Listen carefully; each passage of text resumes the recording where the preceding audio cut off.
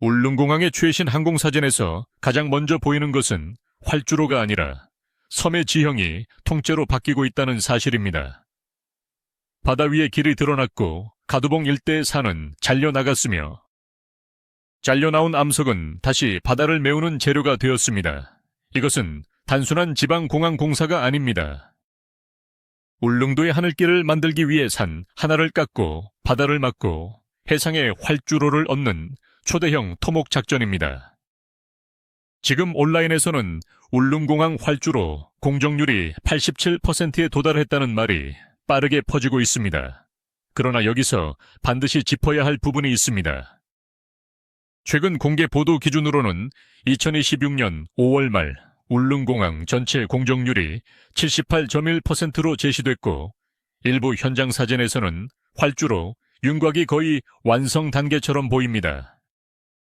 즉 87%라는 숫자는 특정 구간이나 체감 공정률로 언급될 수 있지만 공식적으로 확인된 전체 공정률과는 구분해서 봐야 합니다. 중요한 것은 숫자 하나보다 현장의 변화입니다. 사진 속 울릉공항은 이미 도면이 아니라 실제 구조물로 모습을 드러냈습니다. 울릉공항은 경상북도 울릉군 사동리 일대에 건설되는 섬공항입니다. 사업은 2020년 11월 착공됐고 목표는 울릉도해까지 항공 접근성을 만드는 것입니다. 계획상 활주로 길이는 약 1200m입니다. 일반적인 대형 제트, 여객기가 마음껏 뜨고 내리는 공항이 아니라 소형 항공기와 단거리 노선 운항을 전제로 한 공항입니다. 그러나 이 1200m라는 숫자 하나가 지금 울릉공항 논란의 핵심이 되고 있습니다. 왜냐하면 울릉도는 평범한 섬이 아니기 때문입니다. 동해 한가운데 있는 울릉도는 바람이 강하고 날씨 변화가 빠르며 해상 안개와 파고의 영향을 크게 받습니다. 배편은 기상 악화 때 자주 흔들리고 주민과 관광객은 포항 강릉 묵호 등지에서 배를 타고 긴 시간을 이동해야 했습니다. 응급 환자가 발생했을 때도 기상 상황에 따라 이동이 늦어질 수 있습니다. 그래서 울릉공항은 관광개발 사업이면서 동시에 주민 생명과 직결된 교통 인프라입니다. 가장 충격적인 장면은 가두봉입니다. 울릉공항 공사에서 가두봉은 단순히 옆에 있는 산이 아닙니다.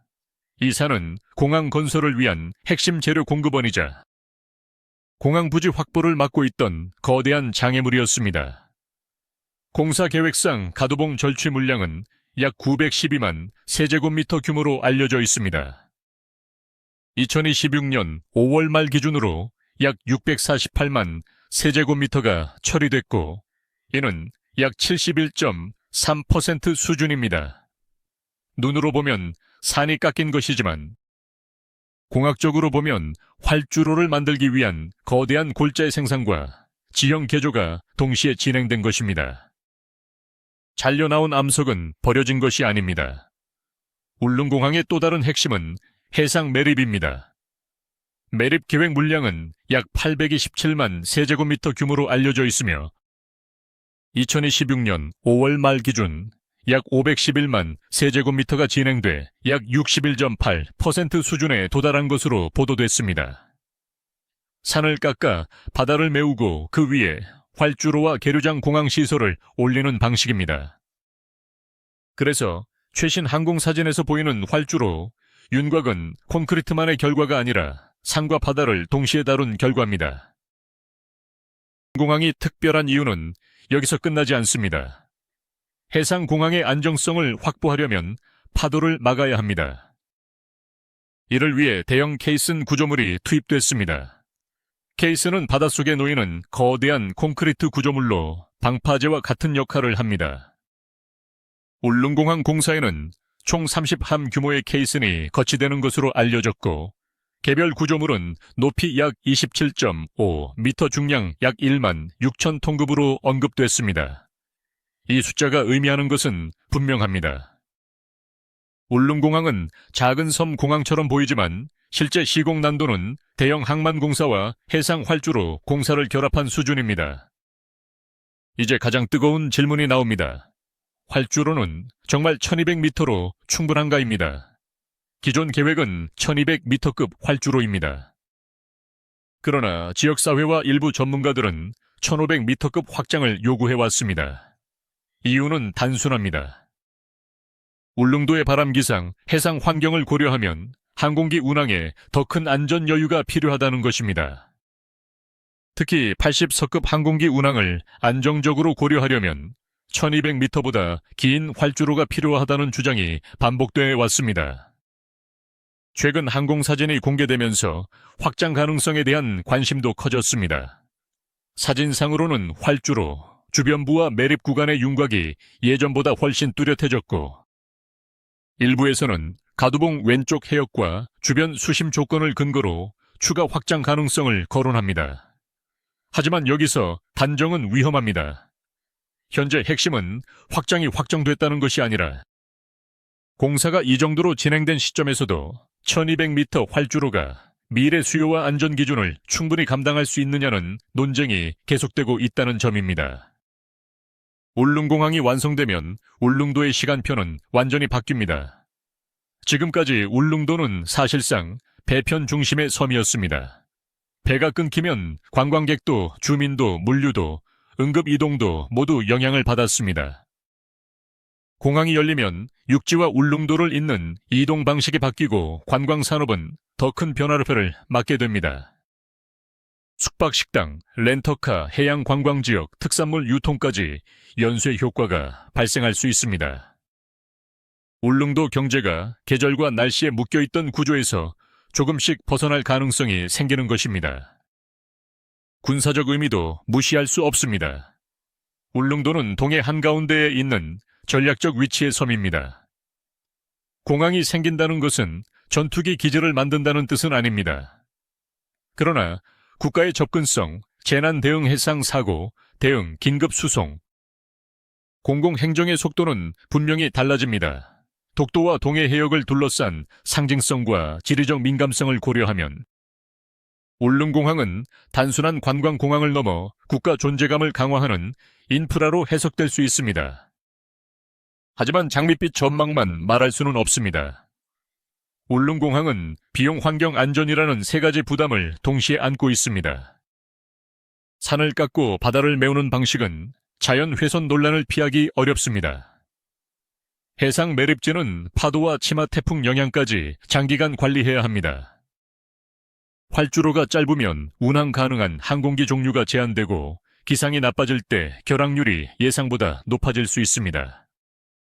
공항을 지었는데 실제 운항 안정성이 기대보다 낮다면 주민과 국가가 부담해야 할 비용은 더 커질 수 있습니다.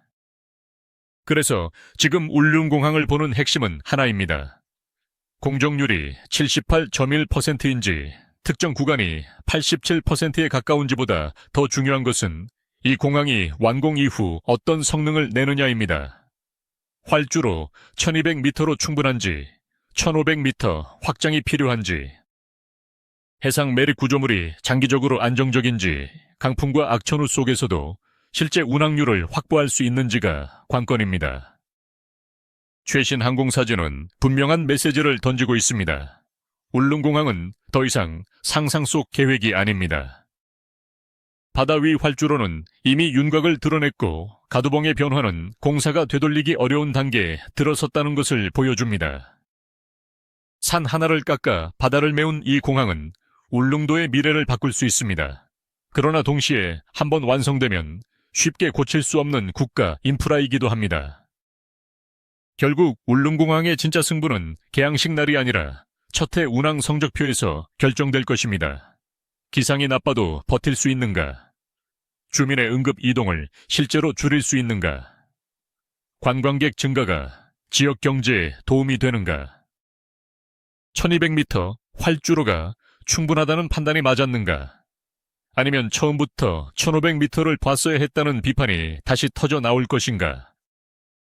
여기서 또 하나 주목해야 할 대목은 공사 방식입니다.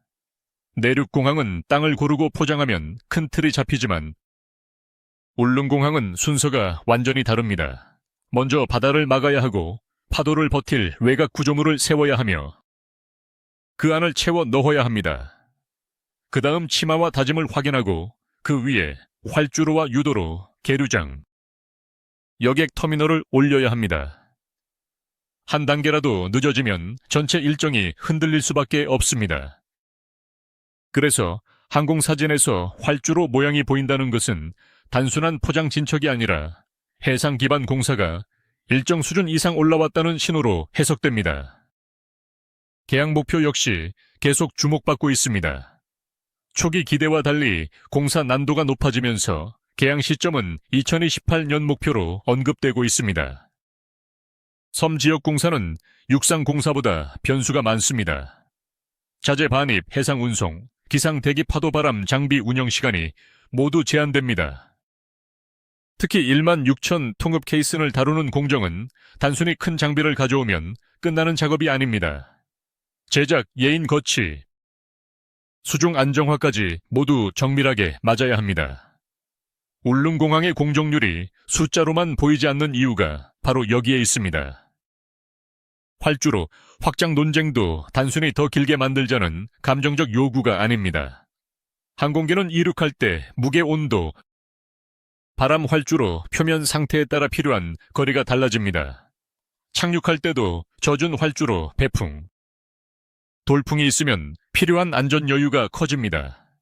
울릉도처럼 바다와 산이 가까운 지형에서는 접근 절차와 폭행 여유도 중요합니다.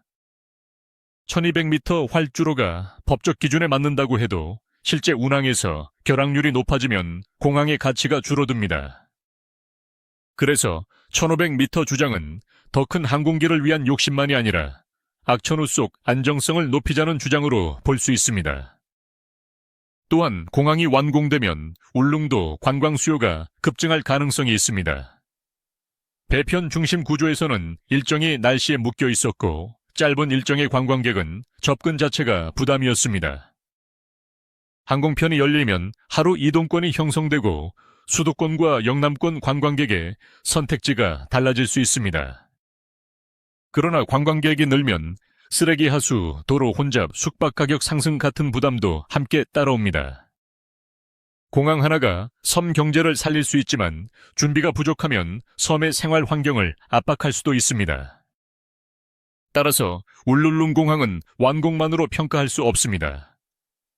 활주로의 길이, 실제 취향 항공기, 연간 운항률, 결항률, 응급 이송, 실적 관광 수입, 환경관리 비용까지 함께 봐야 합니다. 지금 필요한 것은 홍보성 낙관론이 아니라 숫자로 검증되는 완성도입니다. 1200m 활주로가 울릉도에 맞는 최저간이었다면 개항 후 운항 데이터가 그것을 증명해야 합니다. 반대로 기상 문제와 운항 제한이 반복된다면 공항은 완성 직후부터 확장 논쟁에 다시 휘말릴 수 있습니다. 울릉공항은 지금 동해 위에서 가장 극적인 공항 공사가 되고 있습니다. 산을 깎고 바다를 메우고 거대한 케이슨을 세워 활주로를 만드는 이 장면은 한국 토목 기술의 상징이 될 수도 있습니다. 동시에 계획 단계에서 남긴 작은 판단 하나가 수십 년 동안 울릉도의 하늘길을 결정하는 시험대가 될 수도 있습니다. 지금 드러난 활주로, 윤곽은 완공의 신호이지만 진짜 질문은 아직 남아 있습니다. 울릉도는 과연 충분히 긴 하늘길을 갖게 되는가? 그리고 한국은 이 어려운 섬 공항을 단순한 교통시설이 아니라 동해의 미래 인프라로 완성할 수 있는가?